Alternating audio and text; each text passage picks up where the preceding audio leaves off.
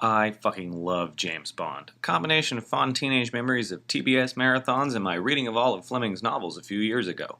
I totally went on a Bond obsession for a while, and I thought I'd throw my 2 cents in on how I felt about the ridiculously durable franchise. With 22 films to wade through, well, I'll probably do 23. These will not be long reviews, just one short video per movie. I am making a point to rewatch each film before putting up these reviews so that my thoughts are as recent as possible. So on to the first film in the franchise, Dr. No. The 1962 debut of Agent 007 is cited often by film critics as the best Bond film of them all. Well, those critics are either elitist snobs or fucking old people because they are so damn wrong. Either way, Bond's first outing is a bit rough around the edges, but an enjoyable start to the whole phenomenon. Sean Connery's debut scene as the world's most renowned secret agent is a classic in the annals of cinema. With the backwards utterance of his name, Bond, James Bond, Sean Connery cements himself as the coolest man alive in the 60s. His first mission is a bit mundane when looking back over 22 films, but in 1962 this seemed as exciting as films got. Bond is sent to Jamaica to investigate the death of fellow agent Strangways and ends up on the trail of the mysterious Dr. No, a secretive Chinese man with a private island called Crab Key. James Bond has a minimal amount of fisticuffs throughout, leaving Dr. No as a Bond film that hasn't aged particularly well.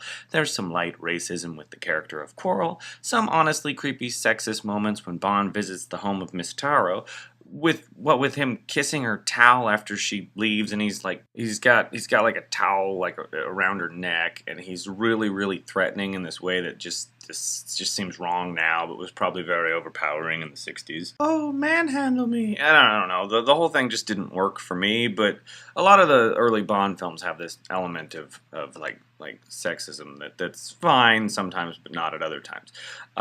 So anyway, Bond's investigation plods along, and the one major complaint I can really muster about Dr. No is that it's a bit boring. I've probably just been spoiled by the obnoxious scope of the following Bond films, though. Sean Connery makes a good Bond.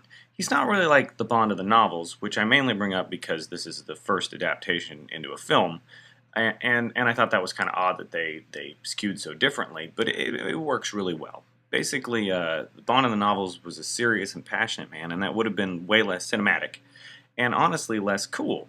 Connery gets a few one-liners in and essentially cements the blueprints of who the cinematic James Bond is. Dr. No isn't without its bits of brilliance as a film. The shoreline introduction of Ursula Andress as Honey Rider in her iconic white bikini is classic.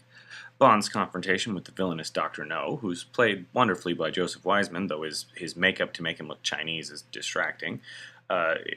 Dr. No is still a classic villain in the Bond canon. He's great in the role. The only problem I noticed in rewatching it is that Dr. No and Bond's confrontation, where they sit at the table there, the whole scene lacks any sort of good response from Bond. Bond just sort of prods at Dr. No as Dr. No hands out exposition. Anyway, Ken Adams' production design, it features some brilliant sets, and he builds brilliant sets throughout the entire franchise. But in this film in particular, they're really jarringly out of place because you spend all this time in Jamaica, and it's really straightforward, and then all of a sudden you're in these like wildly weird sets that just, for me, didn't really fit together. The film also features plotting surrounding a supposed dragon on the island of Crab Key, but once the dragon lumbers on the screen, it's so distractingly ridiculous and hilarious that it causes the film to be really campy right there.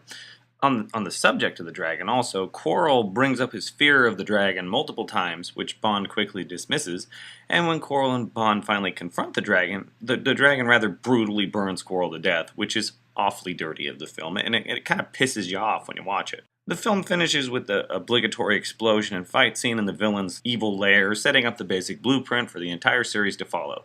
The scenes are quaint in comparison to later adventures, but effective considering the cost and age of Dr. No. In the end, Bond would get bigger and better over time, but he would never hit the classic highs this first outing has to offer.